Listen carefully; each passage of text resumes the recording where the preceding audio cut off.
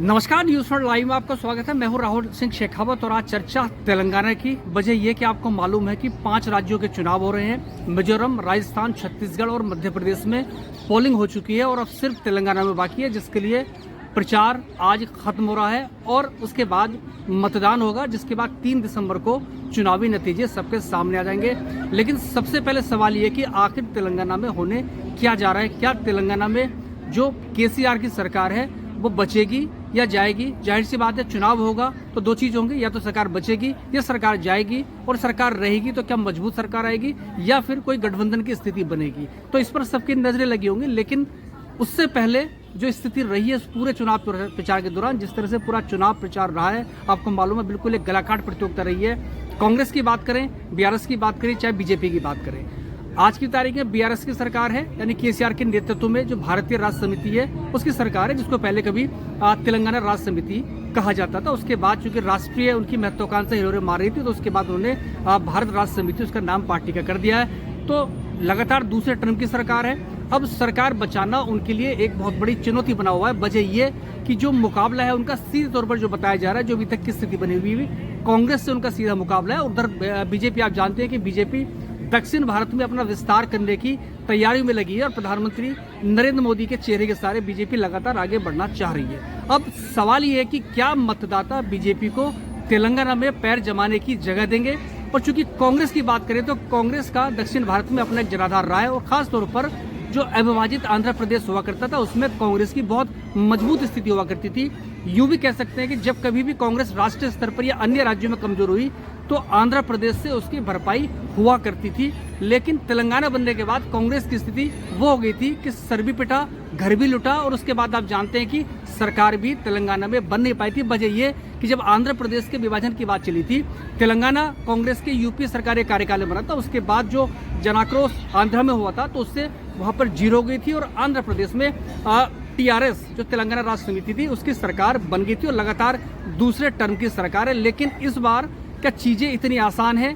केसीआर सरकार बचाने में कामयाब हो पाएंगे, नहीं हो पाएंगे? ये सबसे बड़ा सवाल है। वजह ये कि एक तरफ उनके सामने कांग्रेस है, जो राहुल गांधी की भारत जोड़ो यात्रा के बाद उसका विस्तार हुआ है, एक पब्लिक उसके पास मैसेज गया है और जो कांग्रेस के अध्यक्ष हैं, जुझारू हैं और रेवंत रेड्डी, उनको पीसीसी प्रेसिडेंट बनाया गया था। तो उसके बाद कांग्रेस अचानक मुकाबले में आई थी। वरना आप जानते हैं कि 6 महीने पहले या भारत जोड़ो यात्रा के पहले जो स्थिति बनी हुई थी वो ये थी कि सीधे तौर पर बीजेपी लग रहा था कि बीजेपी लीडिंग अपोजिशन वहां पर बन जाएगी। लेकिन अब जो आज के हालात हैं, अब जबकि चंद घंटों का फासला पोलिंग में रह गया है, तो स्थिति अब सीधे तौर पर जो मुकाबला है वो बीआरएस और कांग्रेस के बीच में सिमटा हुआ नजर आ रहा है। जहां तक बीजेपी का सवाल है तो बीजेपी कितनी सीट ला पाएगी, नहीं ला पाएगी, या उसकी ताकत कितनी बढ़ पाएगी, इस पर नजरें सबकी लगी होंगी। तो ये बहुत सारे सवाल हैं। सारे सवालों का जवाब वो पोलिंग के बाद, और पोलिंग के बाद जब रिजल्ट आएंगे उसके बाद उसमें सब आ पाएंगे। लेकिन उससे पहले सारी पार्टियों ने अपनी पूरी ताकत झोंक दी है। बीजेपी की बात करें तो बीजेपी प्रधानमंत्री नरेंद्र मोदी और अमित शाह का चेहरा पूरी तरह से अपनी ताकत झोंके हुए हैं। जहां तक बीजेपी का सवाल है, जो उनका पूरा एक जो धार्मिक एजेंडा उसके आधार पर बीजेपी अपना प्रचार कर रही है। अगर केसीआर की बात करें तो केसीआर लगातार, क्योंकि उनकी सरकार है, वो अपनी जो लोक कल्याण की कथित तौर पर जो उनकी योजनाएं हैं, काफी उनकी पॉपुलर स्कीम रही है वो हैं। और उसके अलावा कांग्रेस की बात करें तो कांग्रेस कर्नाटक की जीत के बाद उत्साहित है। जिस पैटर्न पे कांग्रेस ने कर्नाटक का चुनाव लड़ा था वहां पर 5 गारंटी कांग्रेस ने दी थी, उसके बाद उसी पैटर्न पे 1 गारंटी ज्यादा यानी 6 गारंटी तेलंगाना में कांग्रेस देने का वादा किया है। चुनाव प्रचार का आज आखिरी अंतिम दिन था और इस दौरान बीजेपी ने भी पूरी ताकत झोंकती थी और कांग्रेस के तमाम सबके अपने अलग अलग रोड शोज थे। चाहे प्रधानमंत्री की बात, जो बीजेपी की बात करें, उधर कांग्रेस की बात करें तो राहुल गांधी और जो राजस्थान के मुख्यमंत्री अशोक गहलोत हैं और प्रियंका गांधी, उनके साथ बाकायदा रोड शो हुआ है। उसके अलावा जो बीजेपी है उन अंतिम चरण में। उसके अलावा बीआरएस की बात करें तो बीआरएस लगातार अपनी जो उनका जो मुख्य चेहरा है वो जो केसीआर है, मुख्यमंत्री हैं, और जो उनका परिवार है। तो अब काउंटडाउन शुरू हो गया है।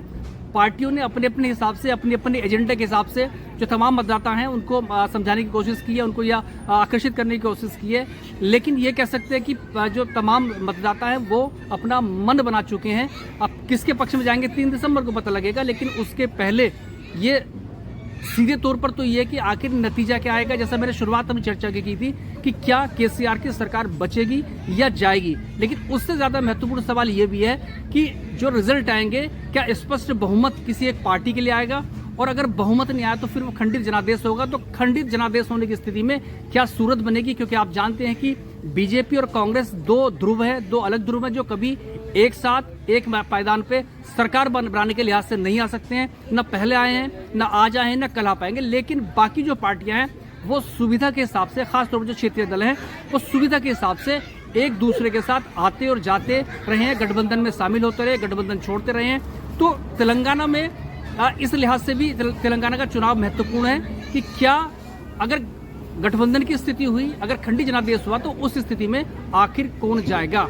और कांग्रेस खासतौर पर राहुल गांधी का लगातार जो निशाना रहा है वो टीआरएस, वो हमेशा बीआरएस की जो एब्रीविएशन है, जो भारत राष्ट्र समिति, उसको वो बीजेपी रिश्तेदार समिति कहते रहे हैं। और उसके अलावा प्रधानमंत्री नरेंद्र मोदी की बात करें तो वो भी उन्होंने जो अंतिम चरण जो प्रचार करा है वो कहते रहे कि जो बीआरएस है और कांग्रेस वो दरअसल दोनों एक हैं। मतलब ये है कि एक दूसरे पर आरोप प्रत्यारोप रहे हैं। और ये आप बखूबी जानते हैं कि ये आरोप लगने शुरू हो गए थे कि क्या बीजेपी और बीआरएस के बीच में अंदरूनी तौर पर कोई समझौता है, कि क्या कोई वोट शिफ्टिंग की कोई कवायद कहीं किस स्तर पर चल रही है। तो उसके बाद अंतिम चरण में प्रधानमंत्री ने बीआरएस पे और खासतौर पर केसीआर पर हमला किया है, उन्होंने परिवारवाद का जिक्र किया है। और उसके अलावा करप्शन जो उनका एक कह सकते हैं कि एवरग्रीन उनका स्लोगन है, करप्शन को लेकर किया और परिवारवाद पे किया। वो अलग बात है कि खुद बीजेपी परिवारवाद के दलदल में घुस चुकी है, क्योंकि चुनाव तेलंगाना में है और उसका जो करीबी राज्य है वो कर्नाटक है। और कर्नाटक में आप जानते हैं कि पूर्व मुख्यमंत्री येदियुरप्पा के जो बेटे हैं उनको बीजेपी का अध्यक्ष बनाया गया है। तो कुल मिलाकर ये है कि चुनाव है, नारे हैं, नारे लगेंगे, नारे जो लगा ले, जो लोगों को समझा दे। तो उस लिहाज से तेलंगाना में तीनों पार्टियों ने अपनी पूरी ताकत झोंक दी है। लेकिन नजरें सबकी दरअसल इस बात पर रहेंगे कि आखिर स्थिति क्या बनती है। इसमें कोई शक नहीं है कि भारत जोड़ो यात्रा के बाद, क्योंकि आप जानते हैं कि जब भारत जोड़ो यात्रा तमिलनाडु से शुरू हुई थी उसके बाद उसको अच्छा खासा तेलंगाना में समय दिया गया था। शायद उसके पीछे मकसद यही था कि लोग उसमें जितने जुड़ेंगे उससे एक आगे के इलेक्शन का शायद पॉइंट ऑफ व्यू था। उसके अलावा आंध्र प्रदेश में उसको अच्छा खासा रिस्पॉन्स मिला था। और उसके बाद बीजेपी के पास, जैसे मैंने शुरुआत में कहा था कि प्रधानमंत्री नरेंद्र मोदी का चेहरा है, और कथित रूप से जो गृह मंत्री है उनकी कथित जो उनकी चाणक्यगिरी जिसको जो शब्द दिया जाता है वो है। और उसके अलावा क्षेत्रीय स्तर पर उनका कोई बहुत बड़ा चेहरा नहीं है। दरअसल ये उनकी कमजोरी है। और कांग्रेस की बात करें तो कांग्रेस के जो पीसीसी प्रेसिडेंट है रेवंत रेड्डी, उन्होंने काफी जुझारूपन दिखाया और लगातार वो एक लोगों के बीच में रहे, लगातार उनकी एक्टिवनेस रही है। और उसके बाद जो कांग्रेस का जो टॉप लीडरशिप है, राष्ट्रीय नेतृत्व है, वो इस पूरे चुनाव में कूदा हुआ है। और अंतिम चरण में राहुल गांधी, प्रियंका गांधी, उनके रोड शोज हैं, सोनिया गांधी के रोड शो का भी सिनेमा आया। और उसके अलावा आप जानते हैं कि राजस्थान के जो मुख्यमंत्री उनको भी साथ ले जाया गया। आखिर मतदाता किससे प्रभावित होंगे ये चुनाव नतीजों के बाद पता लग पाएगा। लेकिन ये तय है कि तेलंगाना के जो चुनाव हैं, जो नतीजे, वो सिर्फ एक राज्य तक सीमित नहीं है, क्योंकि तेलंगाना दरअसल लड़ाई सीधे तौर पर जो लगती है वो कांग्रेस और बीआरएस के बीच में है। लेकिन बीजेपी के लिहाज से बात करें तो बीजेपी 2024 के मद्देनजर तेलंगाना उसके लिए महत्वपूर्ण है। सरकार बने ना बने, लेकिन बीजेपी का कहीं ना कहीं टारगेट है कि कांग्रेस की सरकार वहां पे ना बने। अगर बीआरएस तीसरा टर्म को मिलता है, जनता को कर देती है, तो शायद बीजेपी को उसमें कोई नुकसान नहीं है, कि फौरी तौर पर वो नहीं चाहेंगे कि कांग्रेस का विस्तार हो, कांग्रेस दोबारा से रिवाइव करे। क्योंकि कर्नाटक में जो कांग्रेस की वापसी हुई है वो बीजेपी के लिए बहुत बड़ी चिंता का विषय हुई है, क्योंकि दक्षिण भारत का द्वार कर्नाटक को कहा जाता है और तेलंगाना कर्नाटक से लगा हुआ है, जुड़ा हुआ है। और उसके नतीजे के बाद कांग्रेस में एक नई जान आई थी। और आप जानते हैं कि तेलंगाना का पूरा जो कैंपेनिंग है राष्ट्रीय स्तर पर राहुल गांधी, प्रियंका गांधी वगैरह और मल्लिकार्जुन खड़गे जो खुद कर्नाटक के हैं वो इसमें सक्रिय है। उसके अलावा जो कांग्रेस जो कर्नाटक की सरकार है वो पूरी एक्टिव, जो वहाँ कर्नाटक के मंत्री हैं उनको बाकायदा प्रभार दिया गया था। और जो मुख्यमंत्री सिद्धरामैया है और जो उप मुख्यमंत्री हैं डीके शिव कुमार, वो भी उन्होंने तेलंगाना में पूरी एक ताकत वहाँ झोंक रखी थी। और बीजेपी अमित शाह और नरेंद्र मोदी के ही सहारे है।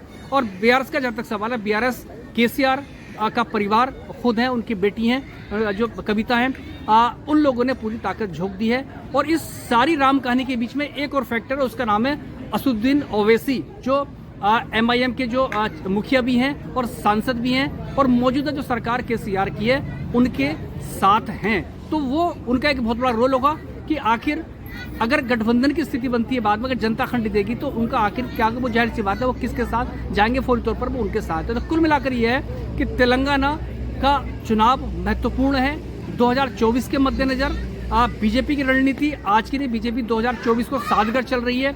और उसके अलावा जो बीआरएस की बात करें तो बीआरएस की इकलौती सरकार है, वो चाहेगी उसकी सरकार बने, क्योंकि आप जानते हैं कि क्षेत्रीय दल बिना सरकारों के बहुत लंबा सरवाइव नहीं कर पाती। और कांग्रेस के लिए एक बहुत बड़ा रास्ता, एक बहुत बड़ा मौका कांग्रेस इसको तलाश रही है कि 2024 से पहले अगर वो कर्नाटक के बाद अगर तेलंगाना में सत्ता हासिल कर पाती है तो ये उसके लिए बहुत बड़ी अचीवमेंट है। और वैसे भी चूंकि यूपीए सरकार में कांग्रेस ने तेलंगाना का गठन किया था, तो उस लिहाज से भी कांग्रेस इसको एक सहानुभूति फैक्टर से चल रही है। तो